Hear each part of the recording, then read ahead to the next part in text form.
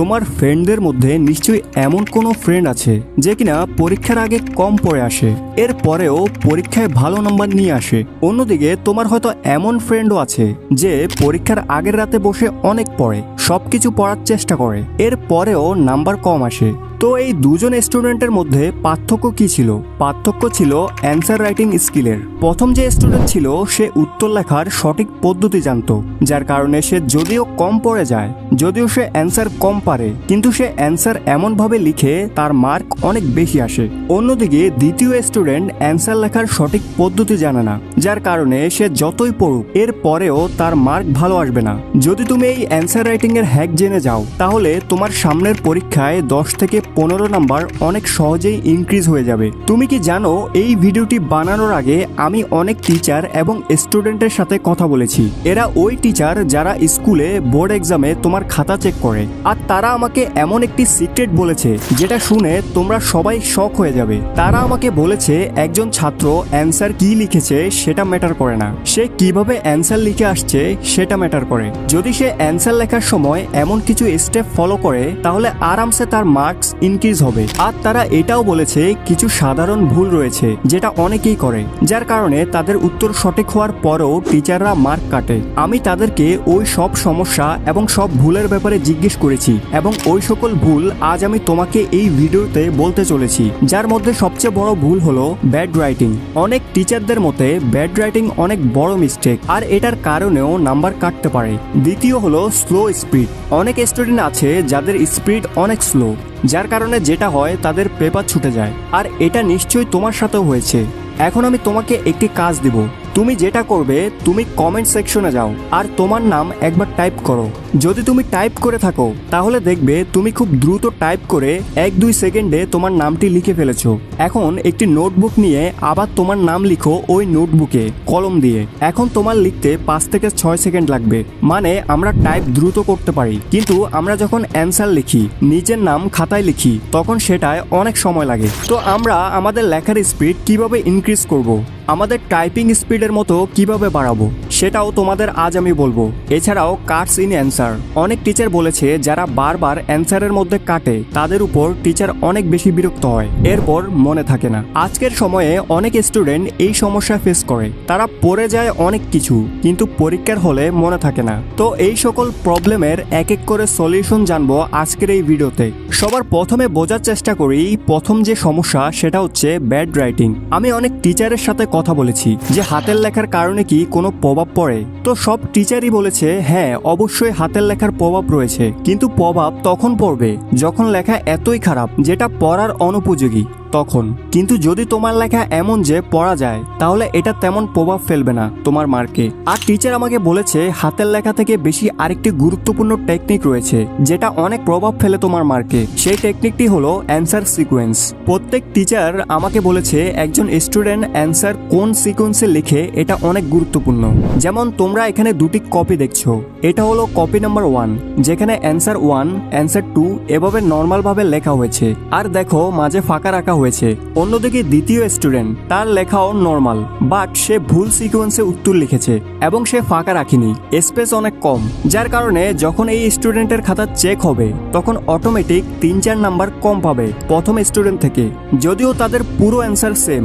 সকল টিচারদের মতে যদি তুমি একটি নর্মাল অর্ডারে তোমার অ্যান্সার লিখো তখন টিচারদের খাতা চেক করতে অনেক সুবিধা হয়, 1 2 3 4 5 6 এই অর্ডারে। যদি তুমি কোনো প্রশ্নের উত্তর না জানো তাহলে সেটা লাস্টে অ্যাটেম্প্ট করো, বাট মাঝখানে অ্যাটেম্প্ট করো না। যখন তুমি মাঝখানে অ্যাটেম্প্ট করো তখন টিচাররা অনেক বিরক্ত হয়। আর একটি কথা প্রচলিত আছে, মনোযোগ দিয়ে শোনো, যে যত কম সময় একজন টিচার তোমার খাতা চেক করবে তত বেশি তোমার মার্কস আসবে। এটা অনেক গুরুত্বপূর্ণ। এটি ছিল প্রথম সমস্যা। এখন যাওয়া যাক দ্বিতীয় সমস্যায়, যেটা হচ্ছে তুমি অনেক বেশি স্লো লিখো। তো তোমার এই সমস্যার সমাধান কি? তো এটার সমাধান হচ্ছে fast writing hack. Fast writing হ্যাকের মতে বেসিক্যালি দুটি পার্ট থাকে। প্রথম পার্ট হচ্ছে কিছু hand warm up exercise. Hand warm up exercise এটা আবার কি? দেখো বন্ধুরা, ইমাজিন করো 9টা বাজে তোমার পরীক্ষা।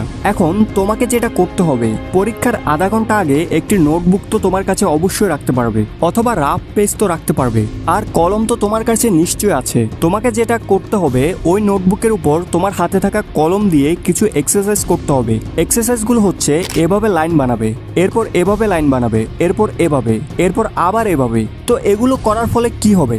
এগুলো করার ফলে তোমার হাত এবং ব্রেন মুভমেন্ট কোঅর্ডিনেট হবে। আর যখন তুমি উত্তর লিখতে যাবে, তখন তোমার যে সমস্যা ছিল তুমি ধীরে ধীরে লিখতে, ওই সমস্যা শেষ হবে। তো এটা তো ছিল হ্যান্ড ওয়ার্ম আপ এক্সারসাইজ। এছাড়া আরেকটি স্টেপ ফলো করতে হবে, যেটা হলো এয়ার রাইটিং। যদি তুমি স্লো লিখো, তাহলে এটার একটা সহজ সমাধান হলো তুমি প্রতিদিন লেখার প্র্যাকটিস করো। কিভাবে? তোমাকে হাওয়ার মধ্যে লেখার প্র্যাকটিস করতে হবে।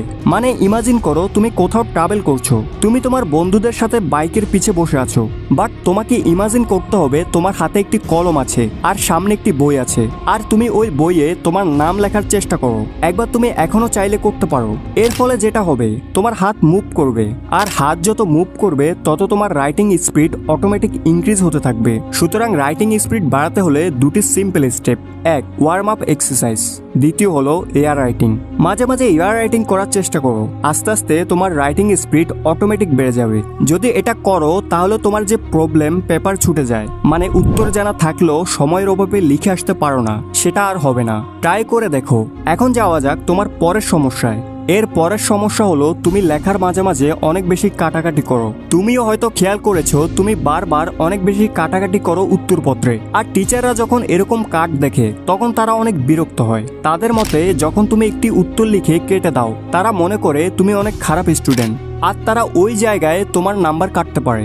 বাট এটার আমি একটা সমাধান দিব, সেটা হচ্ছে লং অ্যান্সার হ্যাক। একটা উদাহরণের মাধ্যমে বোঝার চেষ্টা করি। মনে করো এটা একটা প্রশ্ন, এটা তোমার পরীক্ষায় এসেছে, আর তোমার মনে আছে এর উত্তর 4 অথবা 5 পয়েন্টে হবে। এখন তুমি যেটা করবে, তোমার উত্তরপত্রের লাস্ট পেজে যাবে, সেখানে হেডিং লিখবে রাফ। এখন তুমি এখানে যে কোনো রাফের কাজ করতে পারবে, টিচার কিচ্ছু বলবে না। সুতরাং এই রাফের জায়গায় একবার ভেবে তারপর লিখবে তুমি কোন কোন পয়েন্ট লিখবে ওই প্রশ্নের উত্তরে। লেখার পর লাস্ট পেজ থেকে চলে আসবে ওই পেজে যেখানে তুমি মূল উত্তর লিখবে।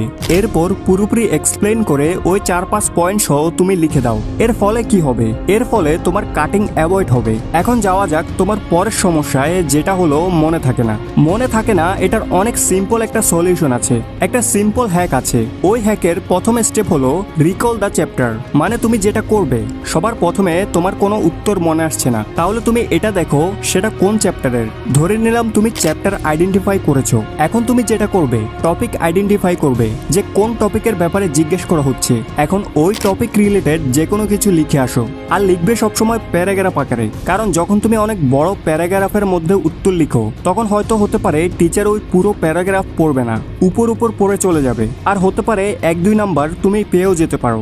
এজন্য যখন কোনো উত্তর পারবে না, সেটা ছেড়ে আসবে না, এই পদ্ধতি অবলম্বন করে লিখে আসার চেষ্টা করবে। এটা অনেক গুরুত্বপূর্ণ স্ট্র্যাটেজি প্রত্যেক স্টুডেন্টের জন্য।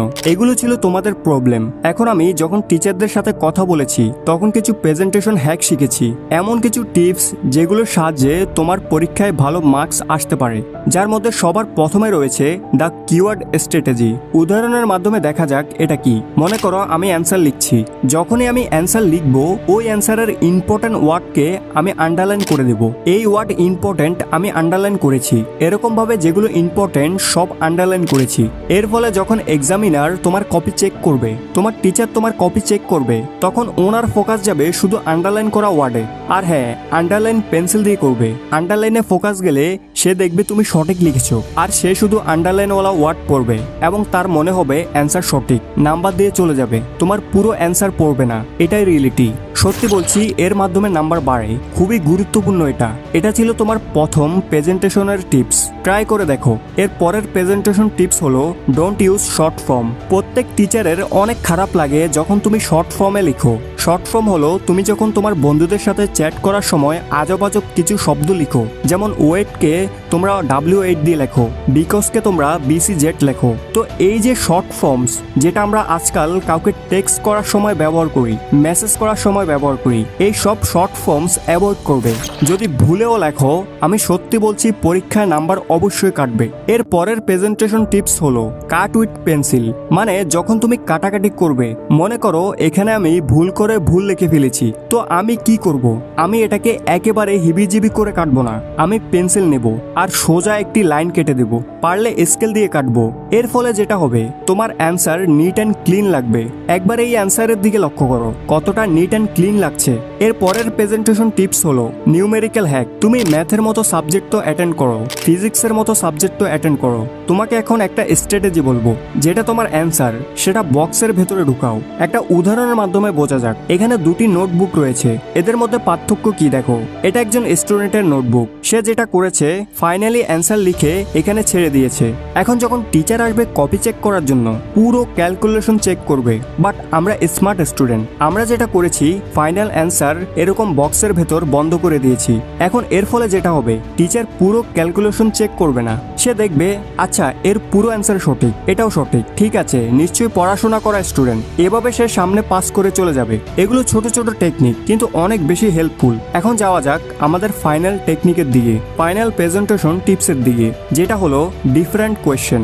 মানে যেসব কোয়েশ্চেনে দুটি জিনিসের পার্থক্য নির্ণয় করতে বলা হয়। তুমি দেখবে বারবার এরকম প্রশ্ন আসে, দুটি জিনিসের পার্থক্য বের করো। আমরা যেটা করি, প্রথমে একটা হেডিং দিই, এরপর এটার ব্যাপারে লিখি, এরপর ওইটার ব্যাপারে লিখি, এরপর অন্যটা। এরকম কখনো করবে না। ডিফারেন্ট ওয়ালা কোশ্চেন অ্যাটেম্প করার সহজ পদ্ধতি হলো এটা, যেমনটা তুমি দেখতে পাচ্ছ। তোমাকে যেটা করতে হবে, একটি বক্স বানাতে হবে, এক পাশে একটি বিষয় নিয়ে লিখবে, অন্য পাশে অন্য বিষয় নিয়ে, আর এগুলোর সকল ডেফিনেশন পার্থক্য পয়েন্ট আকারে এভাবে লিখবি। কখনো এরকম ডিফারেন্ট কোশ্চেন প্যারাগ্রাফ আকারে লিখবে না, সবসময় চেষ্টা করবে এভাবে লেখার। এই সকল স্ট্র্যাটেজি যেগুলো কিনা বোর্ড পরীক্ষায় তোমার স্কুলের টিচার সবাই এই নিয়মে তোমার পরীক্ষায় খাতা দেখে। যদি তুমি এগুলো ফলো করো, মার্কস তো 100% বাড়তে চলেছে। যাও পরীক্ষায় অ্যাপ্লাই করো, তোমাদের জন্য দোয়া রইল। আর হ্যাঁ, তুমি নিশ্চয়ই তোমার নাম কমেন্টে লিখেছো, কত সেকেন্ডে লিখেছো সেটাও জানাতে ভুলো না। আজ এ পর্যন্তই, দেখা হচ্ছে আরেকটি ভিডিওতে এরকম। সো সে পর্যন্ত সবাই ভালো থেকো, সুস্থ থেকো। Thanks for watching.